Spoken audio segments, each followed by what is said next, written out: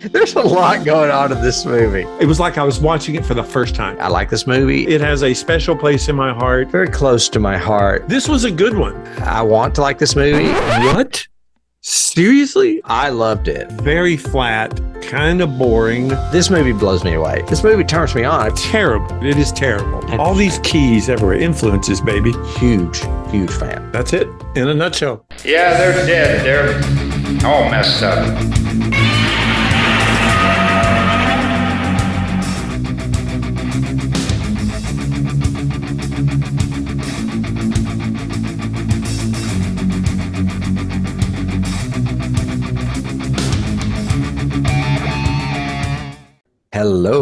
Hello out there in YouTube and podcast land. You have reached Johnny Has the Keys, where we talk about horror movies and science fiction films and those key elements that lift and or separate them from the average genre fare. Are you new to us? Well, we would like to welcome you. David, my co-host, is an old friend of mine, and we have been talking movies since, oh my God, Neanderthal times. It's been a while. And we decided to pick this back up when podcasting came into fashion for us anyway, about 5 years ago, and we've been doing it ever since. Those of you that are joining us are used to us, and you realize that this is what we do. We share our nerdy knowledge with you. Those of you that are new people, we are going to welcome you because we're glad you're here. Hopefully, we won't scare you away.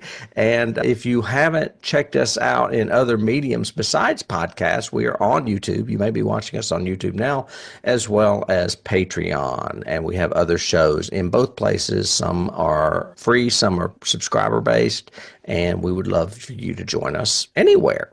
So that is what we do, and we are here today for, another movie. And I'm with my co-host, David.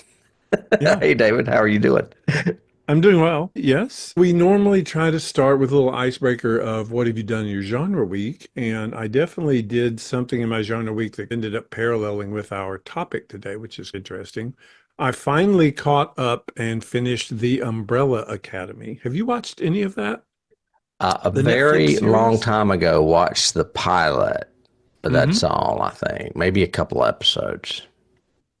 It is a Netflix series. It was based on the Dark Horse comics. And I think I have the author, written by Gerard Way, illustrated by Gabriel Bay, published by Dark Horse Comics. So it came from a graphic novel, comic book series that was then adapted, probably due to the effect of Marvel, but also the effect of The Boys and the effect of Legion and a couple others, which it's very similar to. It's definitely different, weird, strange, hard to categorize, which is why it fits with today's topic.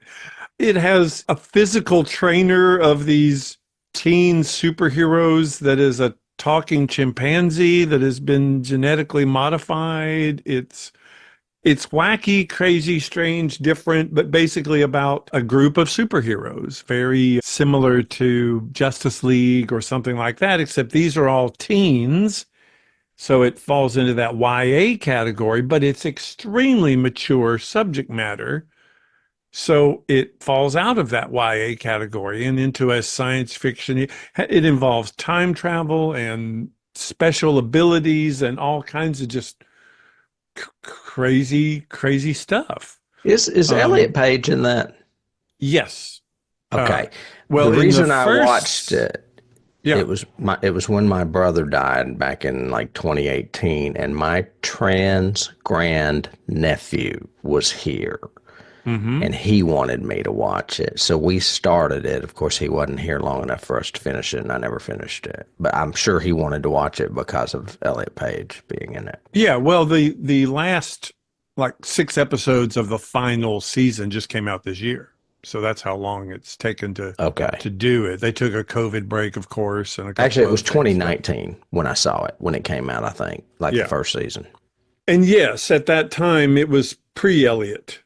It was the other Page. Ellen Page, wasn't that her name? Yeah. And but it fits in perfect with this story because these people have multi-dimensional travel and different personalities, and it's just crazy. And by the end of the series, it fell into that category of mine of, yes, I would recommend you watch it. I don't know if anybody will ever understand it. It's just its own thing. Is Kind of that like today's topic? Is that what your relation is to today's topic? it does not ever go as bizarre as Legion, where you really think you're in some Oh, weird Ken Burns acid trip yeah, thing I had to happening. leave Legion. I just Yeah. got lost. Yeah. So it does not go that far, but it does have extremes of what the hell is going on. But I do recommend it. It's got great performances by a really young cast that does a great job. I equate it to what's the James Bond ripoff that came out a few years ago with Erigen, the The Gentleman's Kingsman. Club, or the Kingsman. That's it. Okay. I can't believe I got that right. Think of the Kingsmen, but they all have superpowers. Okay. So it's very interesting. I would recommend it. But anyway, that's what I did in my time off. And then I watched our movie today and went, oh my God, my whole life makes no sense. So we're good. Wow. Okay. Well, in my genre, I am actually back in my genre this week. I think last week I may have done that. Alien Romulus, so I was a little bit in sci-fi, but this is pure horror, and it is a little British movie called Oddity. Oh, okay. Yeah, it is basically a Gollum story, but it is the creepiest Gollum I've ever seen, and you can see his reflection on the bottom of that poster behind me. Mm-hmm. Very, very creepy. It's directed by a guy named Damien McCarthy. He directed another indie horror movie that is on my radar, but I have yet to see. And of course, I watched this and then went, oh, he directed that other movie. I should have watched it first. And I didn't. And it's called Caveat. And it's been Okay. on Shudder for a long time. I just haven't gotten around to watching it. The cast is solid, including Carolyn Bracken, who you see in that picture behind me, plays twin sisters. So she plays two parts, essentially. And then there's another person named Johnny French and Steve Wall. I don't know any of these actors that well because they're British, but they're all solid, and I enjoyed their performances. A synopsis is after the brutal murder of her twin sister, Darcy goes after those responsible by using haunted items as her tools for revenge. This movie scored Sounds fun. 96 on Rotten Tomatoes. That's one of the reasons why I watched it. That and the fact that it's very new and on Shudder.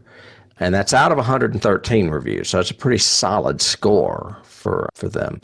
It's another decent horror movie resurrecting an old motif or old storyline. You don't see that many Gollum stories these days. So I put it Yeah. on our list. Really? Okay. Yeah. Sounds Yes, interesting. that's what I did. Odd, bizarre, weirdness. Which Yeah, works we had some weird perfect. stuff. Weird stuff. Yeah, which works towards our topic today because this is a movie that has been on my list since it came out. And it's always on all of these science fiction. People list their science fiction movies, and this movie's always on it. And I'm going, really? Because nothing I read about this seems to make me think that this is science fiction, and I've never seen it. So I had never seen this movie until this week. So, It's got some science fiction in it, though.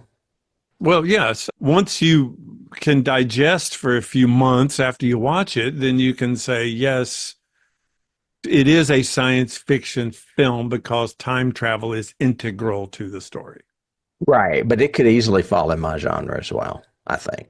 Oh yeah, easily. Yeah. I think it's one of my notes is it's directed as a horror movie, but it is a science fiction film essentially classification wise.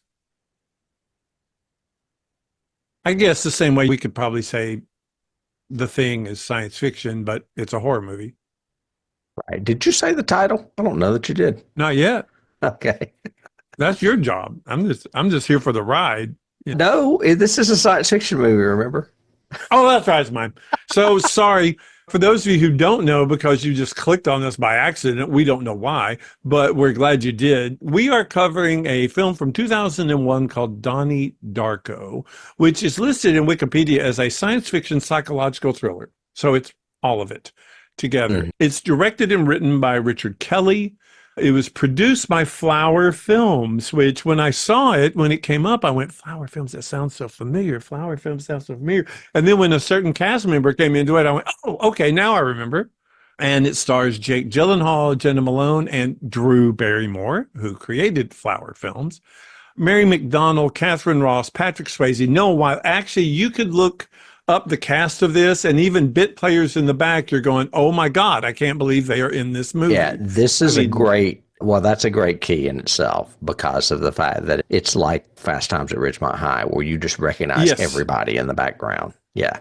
Seth Malone, Ashley No, Tisdale. Rogen. Seth Rogen. I'm sorry, Seth Rogen, Jenna Malone, Ashley Tisdale. It's got so many people in it. And it basically, how do I summarize I'm glad I don't have to. The easiest way to tell this is think of John Hughes on mushrooms. No, think of it's a coming of age story, but It's a mishmash of about, a bunch of different genre or a bunch of different tropes. yes. It is. Because you're right. It is a coming of age, but it is also a horror movie. It's also science fiction. Like I said, it was made in 2001, but it was set in October of 1988. So it's a period piece, so to speak. So it's that And too. it follows Gyllenhaal, who is the title character, Donnie Darko, who is, we can definitely say, an emotionally troubled teenager who escapes a really bizarre accident where a jet engine falls through his roof of his house into his bedroom. But he was sleepwalking during that, so he did not die in it. Becomes somewhat of a school hero because of it. And then basically we follow him struggle with teen angst for a good 90 minutes until we slowly realize that there's other stuff going on because Donnie is haunted by a costumed rabbit character that he calls Frank. We don't really know all of this until the very, very end of the film, where we find out that basically, well, we can get into it specifically if we want to, but basically Donnie is existing in a tangent universe, and the tangent universe has been changed because he survived the accident with the jet engine. And Frank is actually one of the people that are living in the other universe but die in this tangent universe that are trying to get him to save the world, essentially, which is how we are introduced to Frank. We basically see him in a scene, in that sleepwalking scene, and Frank says, you've got 28 days, 6 hours, X number of minutes and seconds before the end of the world, and you have to do something. And we don't know what that is. And I don't know if Donnie does when it first starts.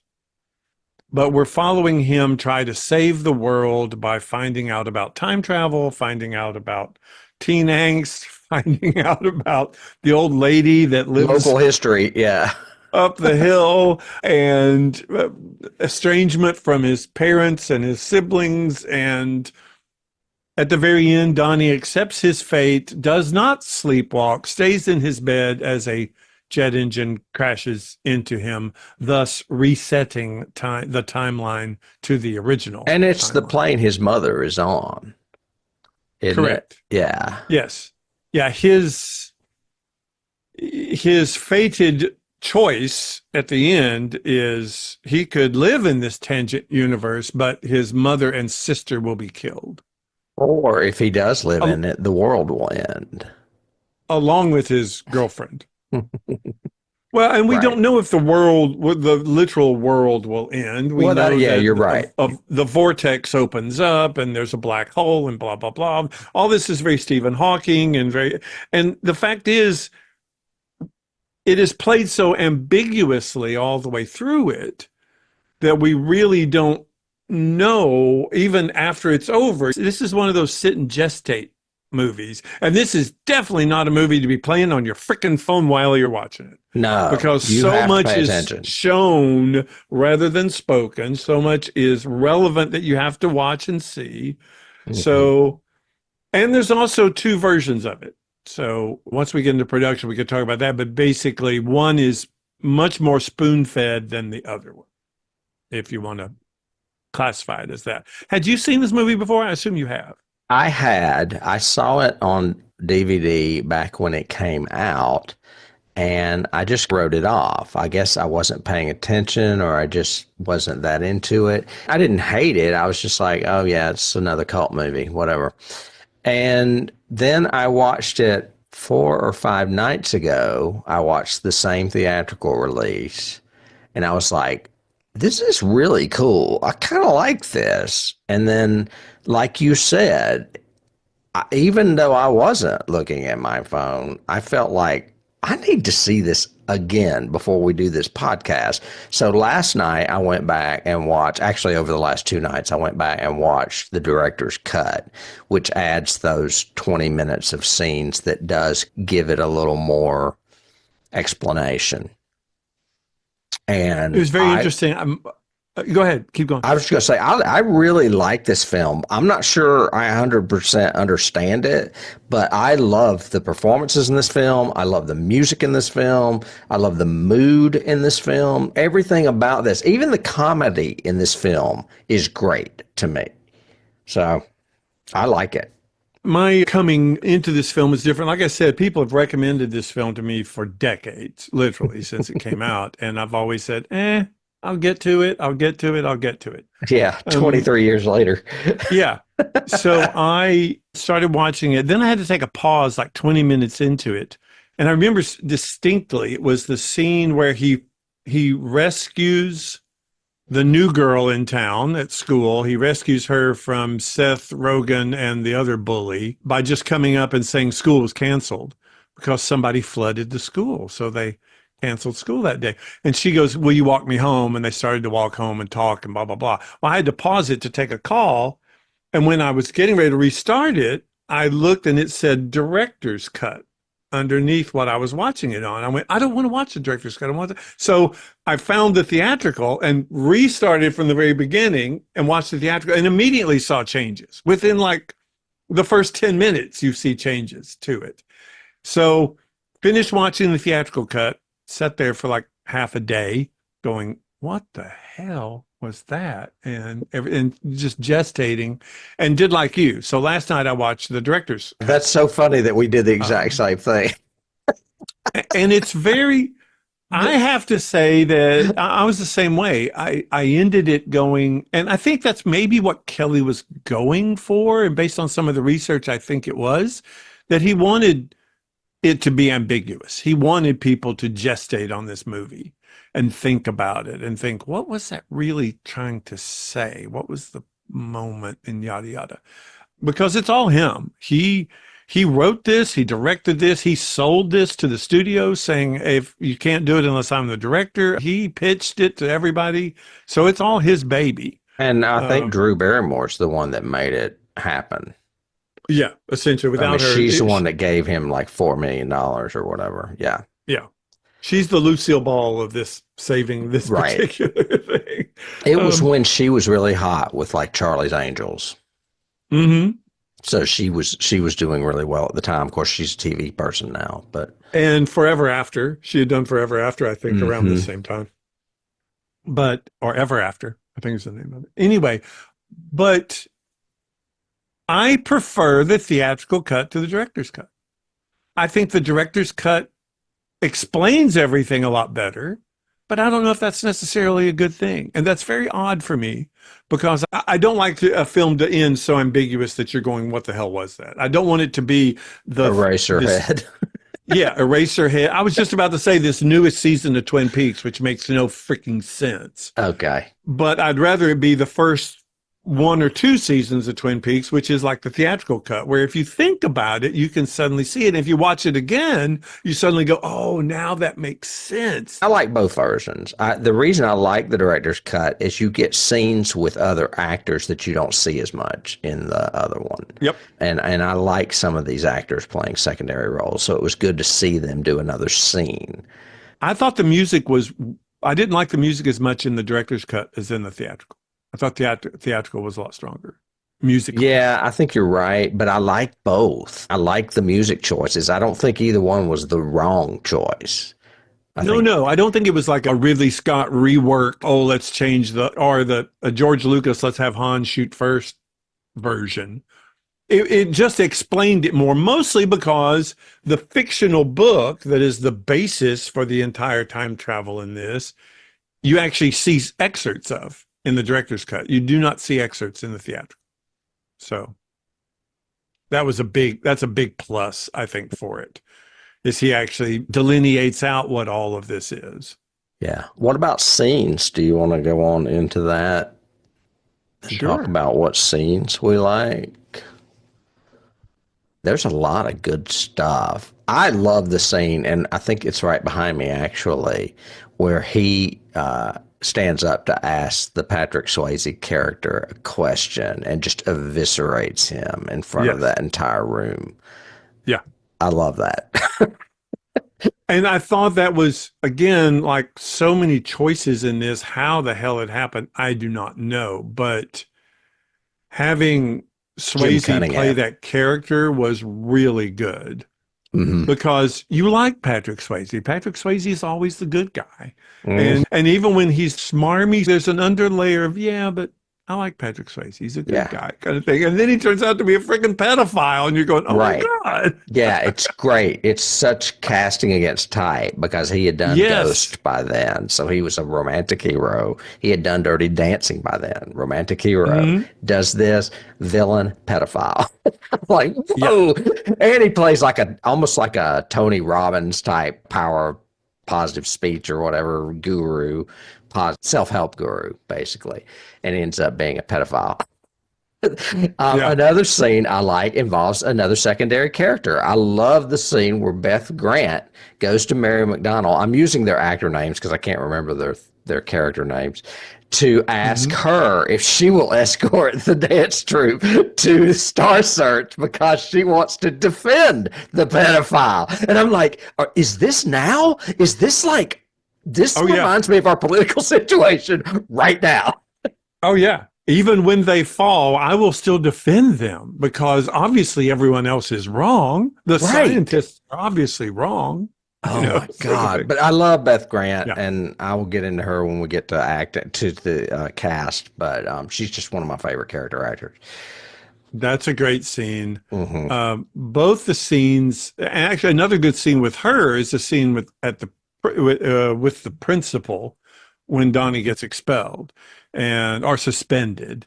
And that's after the really cool scene where he really talks the philosophy about you cannot conceptualize things into just two emotions. Mm-hmm. It's not good or evil. You've got to take into context everything around everything. Yes. Sort of thing. And so it can't be happy or sad. Or some timeline in between those. In other words, he's a prism and she's black and white. Mm-hmm. The scene after that, when they're in the principal's office, when she says, he told me to take a book and put it, and the dad laughs, and they go, But if you're like me, I can't keep the version straight now. I can't remember if that was the theatrical release or the director's cut. That's theatrical. Yeah, that whole scene. But so that's another good scene with her. I like the scene also. Again, it's another dad or family scene. I like the first scene at the table when he calls her a something ass or ass mouth or fuck whatever. Ass. Fuck ass, yeah. What's a fuck ass? Yeah. The dad just bursts out laughing. That scene taken out of that movie would have been in any of the John Hughes movies. Exactly. It would have been in it would have been in that American Beauty, which is another huge scathing look at suburbia and everything. But this whole the dad being there but not there, the mom drinking wine the entire time and having some quips, but all about social interaction. The daughter being the one that's the assertive, the son being the fuck ass. I thought that was a really strong scene. It is. And you said John Hughes, and that's like probably the first key I ever wrote down as soon as I started watching these movies. Yeah. I was like, this is a John Hughes movie. It's just a dark John Hughes movie. Yes, it's much more of a Breakfast Club if seen from the Bender character. Actually, I was thinking more 16 Candles, but with less racism. Yeah, with less racism. But yeah, it's so influences definitely. You can see Kelly was saying, yes, I wanted to do an 80s movie. Mm-hmm. Who better to do an 80s family movie than John Hughes? Right. So that's definitely a huge key influence. Another one for me is the last scene in the theatrical, the pan of everybody after the accident, waking up or not waking up or reacting to their world suddenly going back into alignment. And Jenna Malone riding down the street on her bicycle. And then the scene after that was Jenna the next morning, and she actually waves. Oh, what okay. was his name? Donnie Darko, da da da. But that night before, when you're seeing all of them, even Jim the pedophile, reacting to doing the his fact little that whatever that evangelist was, Jimmy Swaggart. Yeah, that's who he reminded me of. So that was another one for me that I thought was brilliantly done. Yeah. I'm such a fan of the way the director shot this movie that I don't know that there's a bad scene in it. I'm just picking ones that are my favorite acting scenes, I guess. If you were going to go for visuals, it would be more like the two that are behind me, where he's either talking to himself in the mirror. I love all the scenes with Catherine Ross and him being hypnotized by his psychologist, because I never really, and this is just another point about me not understanding, I never really understood what his condition was. Why was he seeing a shrink? Does he have a disorder? Because she basically tells him at the end, you can quit taking the pills. They're not real. They're placebos. Yeah. According to the notes that I have, Dr. Thurman, that's who she plays. Catherine Ross, yeah. Yes.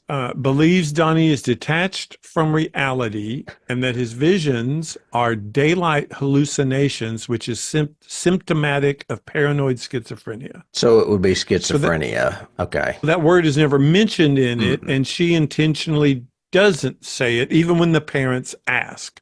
And I thought that was, again, that intentional ambiguity. Yeah. In the script and in the way it's written. I also found that in production-wise, they took a few weeks, and Gyllenhaal helped write a lot of his own dialogue. He rewrote a lot of his own dialogue, which I thought was good too. Yeah. He's extremely strong in this movie. He is. I could see why this movie made him a star, if it is the movie that made him a star. Yeah, definitely. Yeah, his scenes with Catherine Ross are really strong and funny too. I love it when she hypnotizes him and he said, I met a girl. And she's like, well, what else did you do at school? And he's like, I thought about fucking girls or whatever. Yeah. And by the end of the conversation, he has undone his pants and is reaching down and like masturbating. And she has to wake him up like really quick. Because he is a teenage boy. He is what he is thinking about. Sex all the time, pretty much. Yep. Yeah, it's great. One of the things that I guess we could talk about, one of the things that to me doesn't read to me, even in the theatrical version, was the whole, I've got to find it in my notes. I don't know where it is, but there are certain characters supposedly in this timeline created by the fictional book that Miss Sparrow wrote. In this tangent timeline, there are living and dead. The dead are those that die in the original timeline, or die in this timeline but are alive in the original timeline, meaning Gretchen, his girlfriend, and Frank, yeah. both of them die in this tangent timeline, but are alive in the real timeline, for lack of a better word. It's your favorite, multi-universes. Yeah. What's interesting is that supposedly, according to the in-universe book, they are manipulating Donnie. Mm-hmm. They are forcing him to take the path that he needs to take to set everything right, Correct things. to correct things, to Yeah. essentially destroy the tangent universe and create the And actual die. universe, or primary. Yeah. I never got that from either one of them. As a matter of fact, they seem to be just as innocent as everyone else. I never got the impression that they were manipulating. Now, I got the impression the science professor was a little bit. He gave him the book, he talked to him about it, and then when he finally got too close, he went, I can't talk about this, I might lose my job. And I know, so but that's in the director's cut, isn't it? that's in the theatrical cut. I thought that was in the director's cut. Well, it's in both, but Okay. it's Right. definitely in the theatrical cut as well. Okay. So for those of you who don't know, I don't know why you're listening. Yes, you should have seen it. So from outlined in the text, here's the thing I wrote down, I found online. Much of the film takes place in an unstable tangent universe that is physically connected to the primary universe by a wormhole, a vortex that we see at the end of the film, which is an exact duplicate of it, except for an extra metal object known as an artifact, which in this case is a jet engine. If the artifact is not sent back to the primary universe by the chosen living receiver, Donnie, within 28 days, the primary universe will be destroyed upon the collapse of the tangent in the black hole.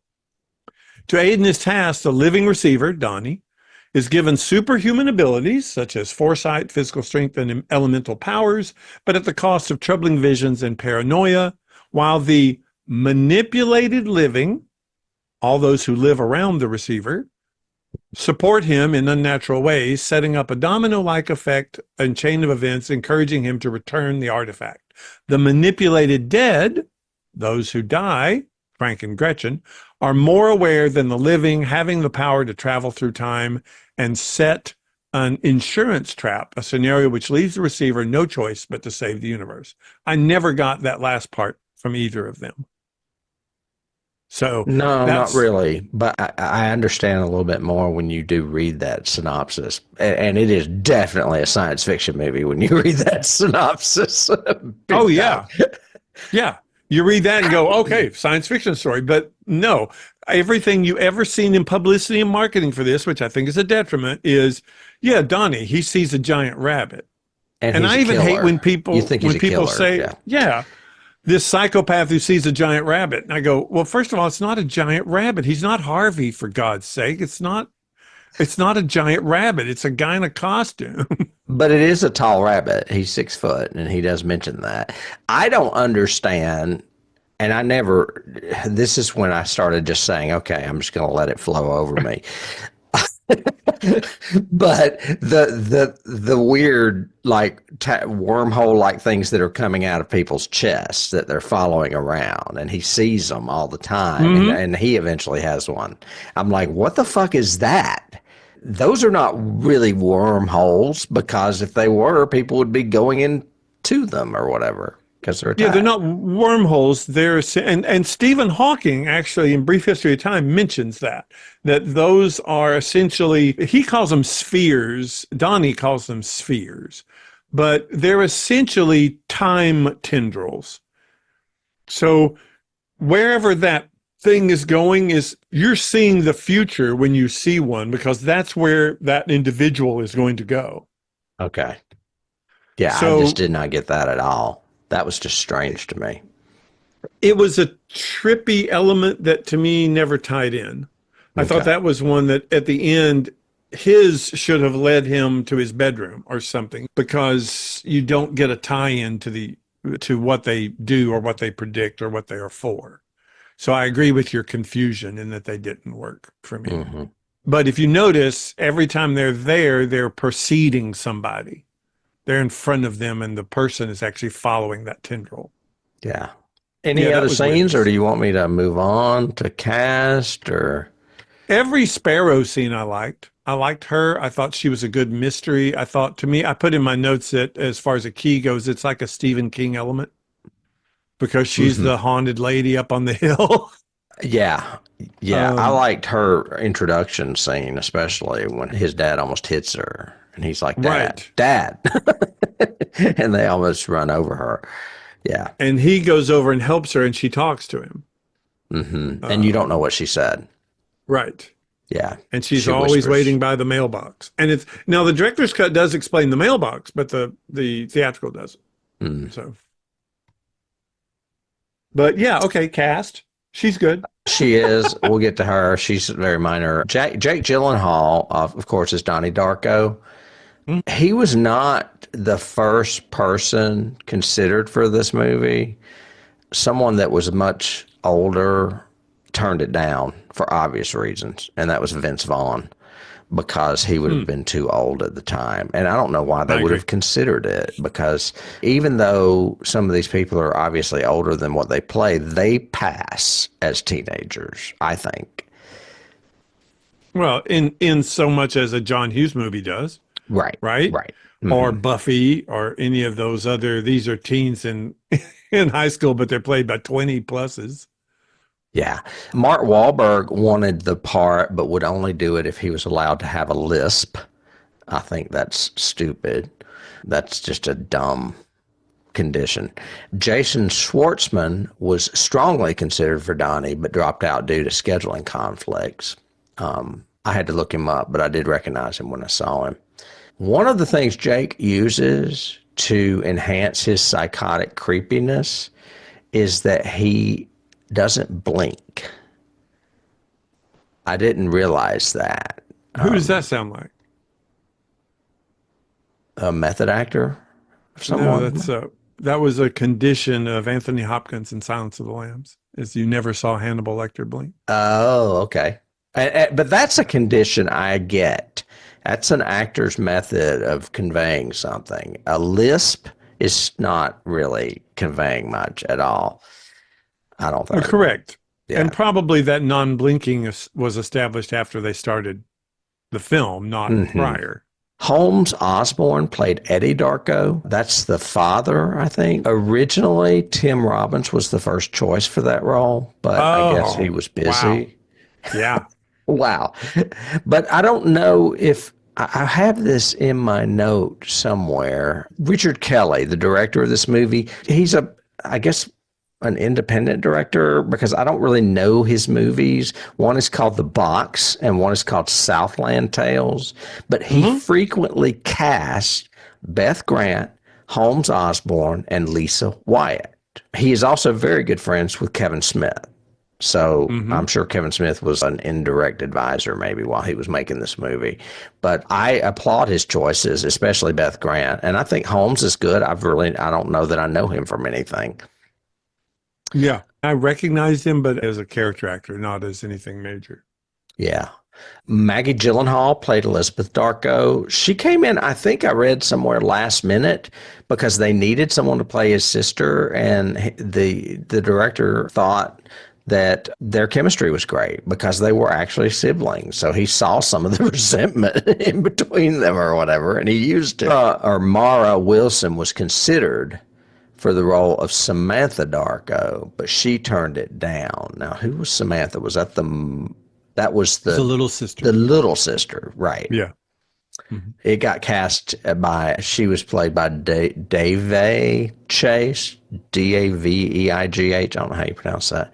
Anyway, Mary McDonnell played Rose Darko. Love her. Always, no We matter what saw she does. her. Yeah, we saw her in something not long ago, and I was like, I can't think of what she's done other than Dances with Wolves. And then somebody wrote me adamantly through our YouTube page and said she was in Battlestar Galactica. And I'm like, oh, yeah, you're right. She was. Huge role in Battlestar Galactica. Right. Yeah. James Duvall Well, played. and from Usher. Okay, that's She's what we were amazing talking in Usher. about. That's where I probably mentioned not seeing her for a while, and Yeah, Battlestar Galactica. she's to me, she is my Toni Collette to you. sort of thing. I Really? could watch Mary McDonnell do anything. She is Okay. just Well, she amazing. campaigned hard for this role. She was really excited to do this part. I think So it's a very ambiguous role. The dad basically becomes the no-show father by the end of it, but the mom stays very ambiguous. What does she really care about her family? yeah. Because she's there and defends Oh, well, I think everybody all she's the very time. devoted because he calls her a bitch behind closed doors and she hears it and that Hmm. upsets her. But then later on, he says, "What do you think about having a whacked out kid?" And she says, "I think it's wonderful." Yeah. Yeah. I think it's very realistic, I guess is the better way of saying Yeah, I thought so too. hmm it. Hmm. Hmm. James Duvall played Frank, the rabbit, Frank Anderson. Arthur Taxier played Dr. Tad Fisher. Patrick Swayze, we mentioned, was Jim Cunningham. Apparently, Patrick Swayze wore his own clothes from the 1980s for this film, Oh, wow. which makes sense because some of those jeans looked really out of date to me. Seth Rogen played Ricky Danforth. He's a throwaway character. He comes in at the end, but his first line in this, his first feature film, is "I Hmm. like your boobs," Yep. which is very John Hughes. Yeah, But also very Seth Rogen. it is very Seth Rogen. And then I've got a few that I could mention. Stuart Stone, Ronald Fisher. Okay, Beth Grant plays Kitty Farmer. She is a teacher. She is in charge of the dance group, which I've already forgotten the name. What are they called again? Something Sparkle? Um, Oh my God. She is so Sparkle, Sparkle something. Sparkle Motion, isn't it? Sparkle Motion. That's Sparkle it. Motion. She is so good in this part. She has been one of my favorite character actors since a movie I saw her in called Sordid Lives, where she plays Sissy, a very country aunt type that's trying to quit smoking. She is hilarious in that movie. She could easily be in Greater Tuna. She would definitely get the Vera Carp role in a heartbeat. Oh, yeah. And I recently just saw her in something else. Oh, she plays Carlotta, the villain in The Mayfair Witches, which is a Oh, great casting choice. It's just not a very well received adaptation, in my opinion. I and didn't I like it. remember from Little Miss Sunshine. She was in Little Miss Sunshine too. Hmm. She's just one of those actresses that you'll see everywhere, and you'll go, "Who is Hmm. that?" But her name is Beth Grant. My favorite line in this entire movie is when Donnie's mother Rose asks Kitty if she's ever heard of Graham Greene, and she replies, "Yes, she's seen Bonanza." Right. Yeah. Yeah. Because she is confusing a highly acclaimed literary author with Lauren Green on Bonanza. That's what I'm talking about. The humor in this all lands with me, and Yeah. it's mostly her. It's mostly her, Mhm. which is why she's in that role, I'm sure. Jenna Malone plays Gretchen Ross. I remember us doing Contact a few years ago. She's like the kid in Contact. And I Hmm. was like, she looks so familiar. What have I seen her in? And it was probably this movie. I just didn't remember it. And then I looked her up and she's in a ton of stuff, including like Yeah. the Hunger Games and things like that. And she's done a lot of horror movies. Okay. She's done Neon Demon or Neon something and a bunch of others. Yeah. Okay. Well, I like her. I think she's really good. Yeah. Another She's great. person, two other people that I love in this movie that I forgot how much I love them. One is Noah Wiley because I haven't seen him in anything in a long time, but I was a big ER fan back in the 90s. So when I saw him in this, I was like, well, this should be interesting. And I thought he's really good in this, especially that scene where they're having that conversation. And he just finally says, I can't continue this conversation Right. because my job may be in jeopardy. I'm like, Hmm. what was he going to say? That he's atheist? What is he going to say? Again, Anyway, I don't know what would have triggered that. So it's one of I those thought I ambiguous. thought it was something big, but anyway. And then of course Drew Barrymore as the teacher, Karen Pomeroy, and she's fantastic in this. But you can tell it's typecasting. You can almost tell that all of her views are in that character too. That Oh she yeah. believes what she's doing. And as far as that education. humor, her last scene, she exits taking the American flag And with she her can't get it out the door. out of the school. Yeah. It keeps getting caught on the door. Yeah. I'm skipping over stuff because there's so many people, but Patience Cleveland played Roberta Sparrow, also known as Grandma Death. Mm-hmm. She is the one that wrote the book, the Something of Time that Donnie has. I can't remember the title of it now. Mm-hmm. Oh, well. And then Catherine Ross, as you mentioned, plays Lillian Thurman, his psychiatrist. And well, we recently saw her a season or so back. We did the Stepford Wives. She is a 1970s actress. It was great to see her again. She is married to Sam Elliott. I think they've been married forever. So Mm-hmm. that was a great familiar face to see. And then I've got other people that I really don't need to mention unless there's someone I'm forgetting that you like. Do you Nope. know? Okay. No, Ashley Tisdale was the only other one that comes to mind because I remember seeing She her. She's played just one of the Kim. kids. Yeah. Okay. One of the Uh, dancers. and what's she known for now? I've heard that name a lot, actually. She was High School Musical. She was Okay. Sharpay. Okay. I've got a note under casting that during his conversations about sex with his therapist, the script, he talks about Married with Children and about fucking Christina Applegate.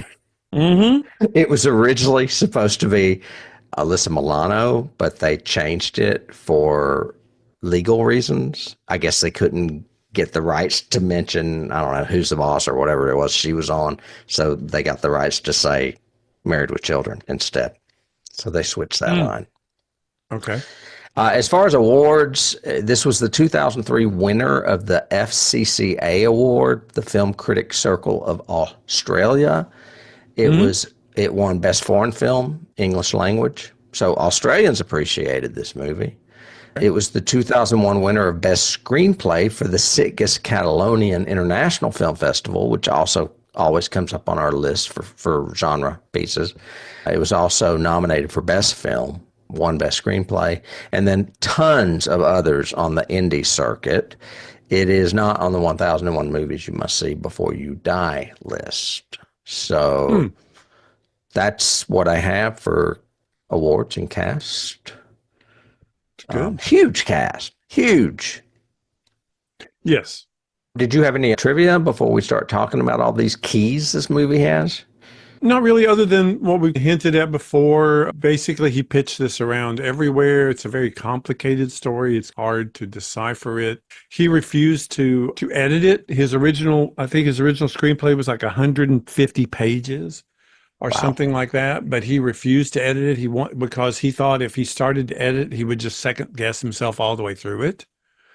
So instead, that's the version that he was pitching all around town, trying to get people to back it and to develop it. He went to meeting after meeting after meeting, and like we said, it was finally the Drew Barrymore influence that allowed him to get it made.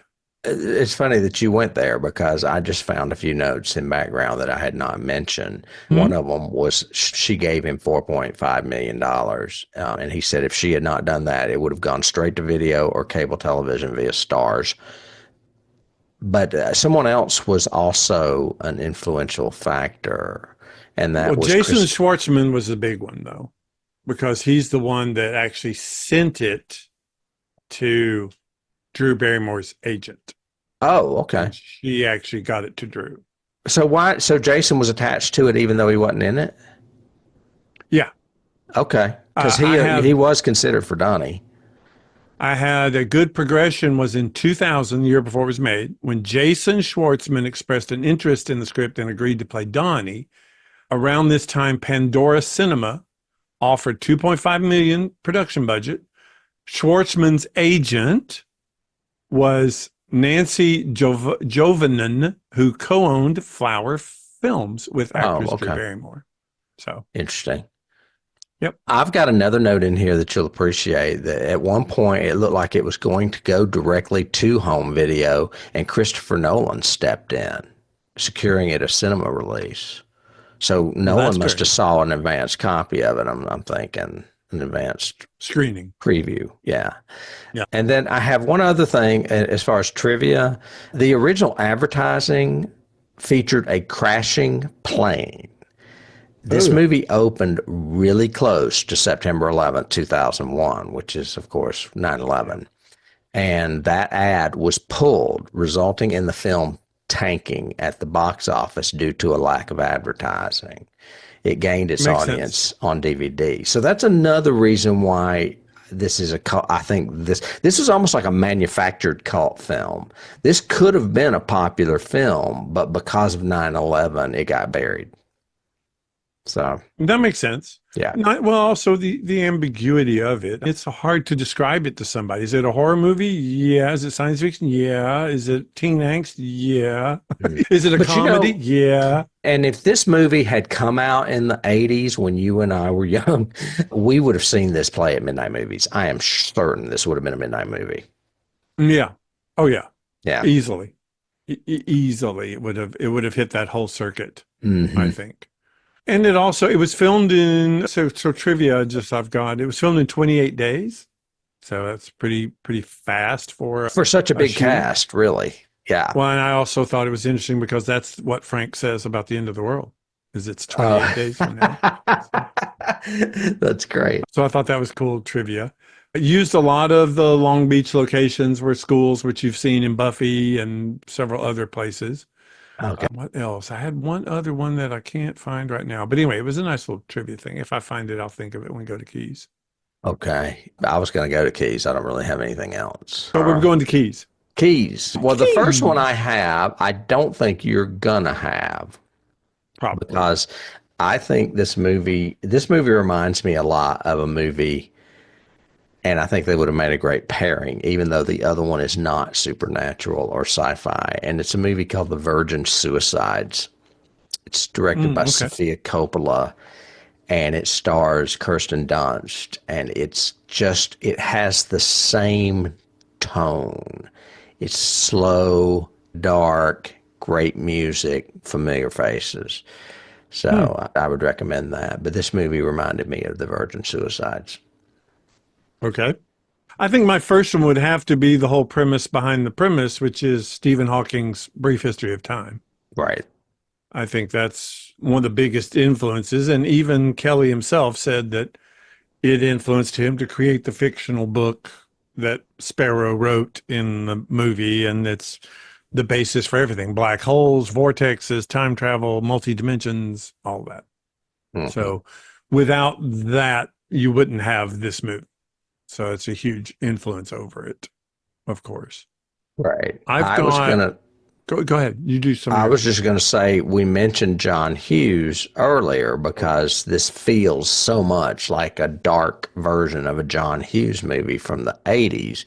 For those of you that don't know, he did 16 Candles, The Breakfast Club, several others, Ferris Bueller's Day Off.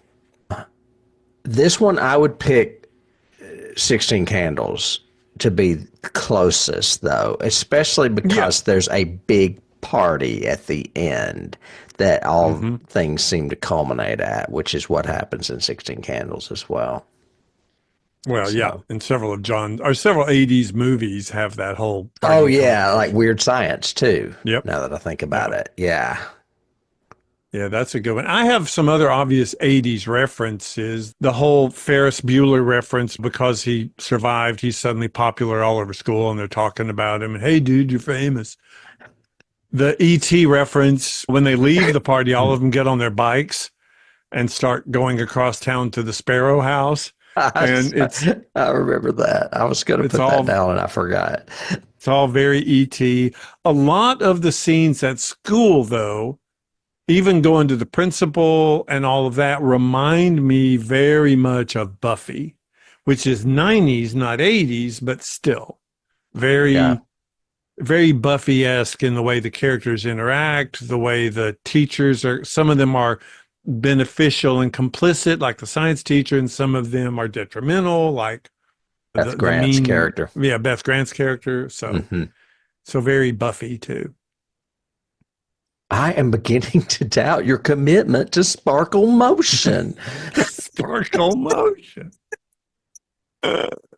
Yeah, I've got she, back to the school thing. There's so many scenes where they're talking about poetry in Drew Barrymore's classroom that I mhm. immediately go back to that Nightmare on Elm Street, the first movie, where they're talking about Hamlet. I don't know why, but anytime we talked about it when we did Halloween back in October, the scene with Jamie Lee Curtis in the classroom there reminds me of the Nightmare on Elm Street scene as well. Yeah, and we didn't mention in the synopsis or anything, but that whole Graham Greene's The Destructors is a huge influence on this plotting too, Is that the because name of the even book? down, yeah, The Destructors is the name of the short story. And even down to that whole Spinoza philosophy thing is a little bit more of it in the director's cut than in the theatrical, but the whole free will conception of self, what is manipulated, what isn't, is this really you in the other dimension doing what you need to do because it's totally different than you are, which is has been so influential in everything, even down to everything everywhere all at once. That whole free will versus determinism. What is it and how much is it? Eight Even in, versus free will. yeah. So everything everywhere all at once I've got Spinoza, of Oh, course, because he created it. Fringe, the whole series deals with another universe that is totally the opposite of ours, almost like an antimatter universe, which again is a Star Trek antimatter thing. The mirror, all the mirror universe stuff. so That there you are, could say the Doctor Strange multiverse movie too, then. of course. Well, Yeah, any of the multiverse stuff that came from Hawking's opening up the fact that they're a parallel dimension. First movie I really saw that jumped me onto it was Sliding Doors. Is that the name of it? it is. The one with tells three different Gwyneth stories Paltrow. based on what the decisions are at the subway doors. Yeah. Hmm. But that multi-dimensional view of the world. Yeah, I have, and this is not one I caught. This is my strong feeling. Is there's a heavy Twin Peaks vibe going Oh on yeah. in this thing. It's Yes. very Lynchian, for a lack of better words, but I associate it more with Twin Peaks, I think, because it's a small town.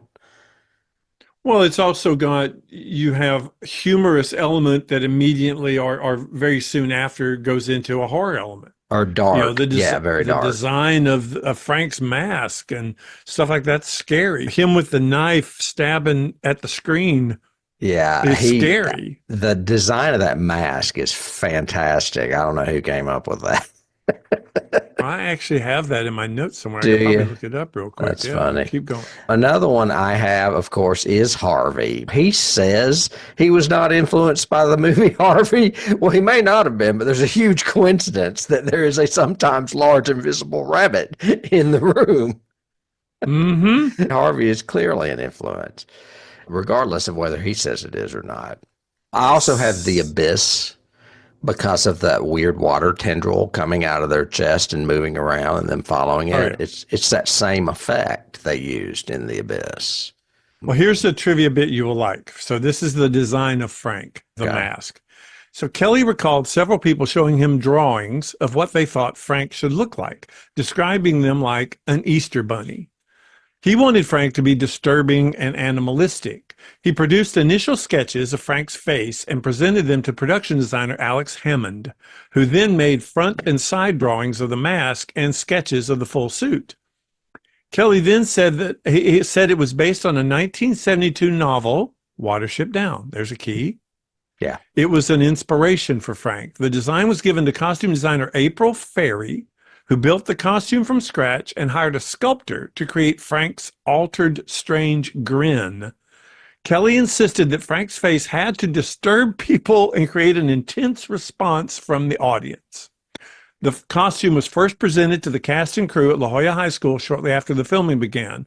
Although Duvall wore the suit for almost every scene, a director stepped in for initial shoot. Kelly recalled, everyone just got really quiet. Like, this is really intense. So I knew it was working. That's funny. So there you go. That's the Okay. trivia that went into that design and a key from Watership Down. Right. Right. Well, the two main literary keys are Watership Down and that Graham Greene story, The Destructors. Hmm. Well, actually, it's not a literary key, but another book key is Brief History of Time, the Stephen Hawking one. So there's three books that this movie's connected to, basically. Yeah. You mentioned American Beauty and Stephen King.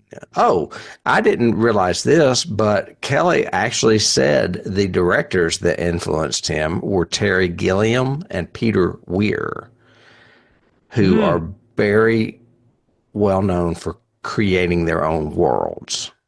Yes. World building and So, mythos stuff. Yeah. right. And those were his stated influences as far as directors. Hmm. So he didn't mention Lynch, which is strange because this has got Lynch written all over it. Oh, yeah. Well, and in trivia, he actually showed it at one point to Coppola, and Coppola commented on it and said he liked the script a lot and gave I some would love to comment. know what Sofia Coppola thinks of this because I'm telling you, this reminds me of the Versailles. Well, maybe, I'm not sure maybe. which came first. I'm sure this preceded Virgin Suicide. This was 2001. Yeah. Did you have any other keys? Because that was my last. Virgin The Suicides only, was well, yeah, and 2018. also put the Anthony Hopkins Yep. Hannibal Lecter thing because of the blinking.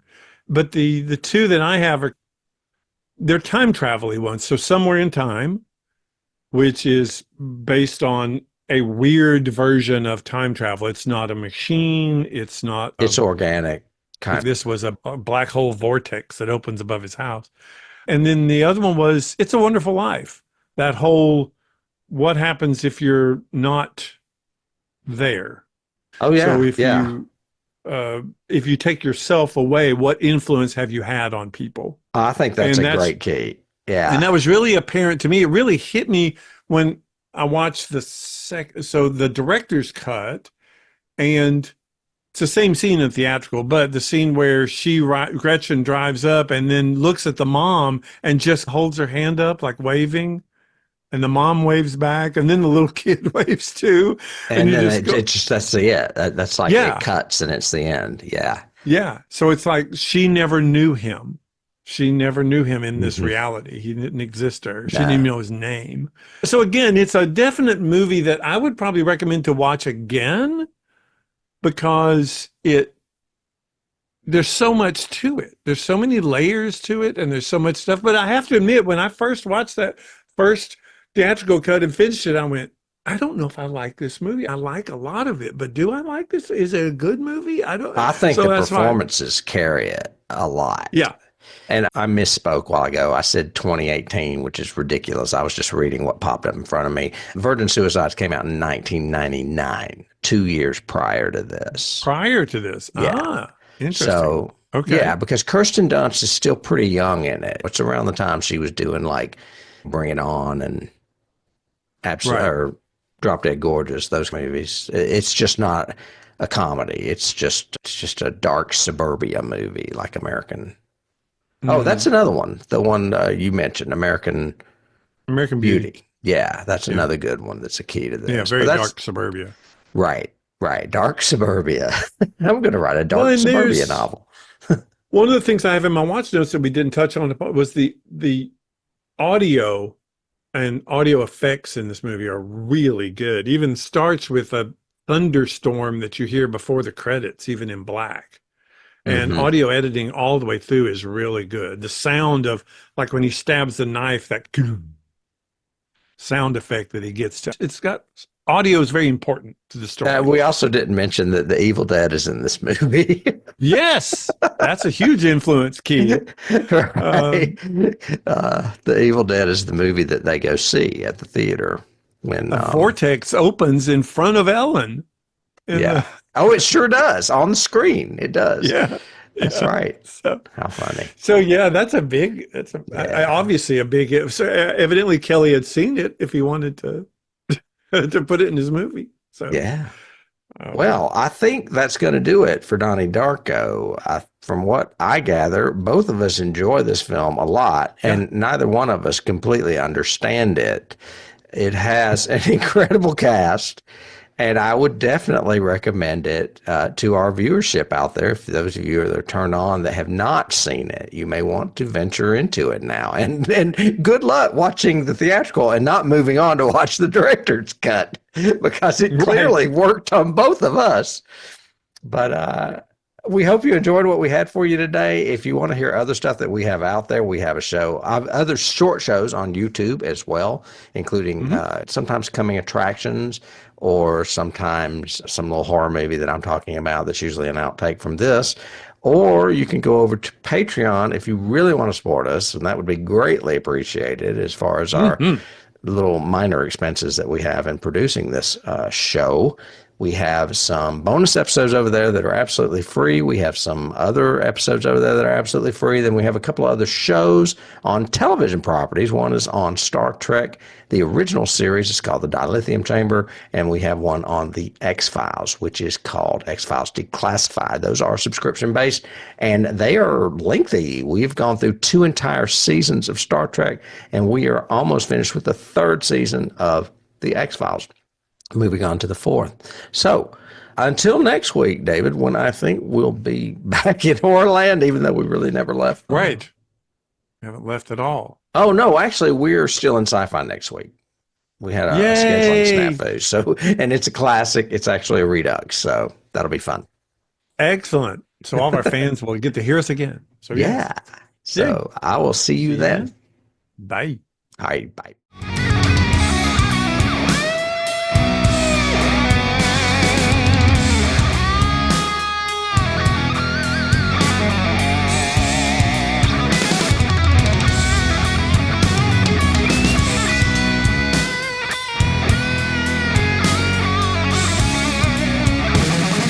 Can't start the car. Johnny has the keys.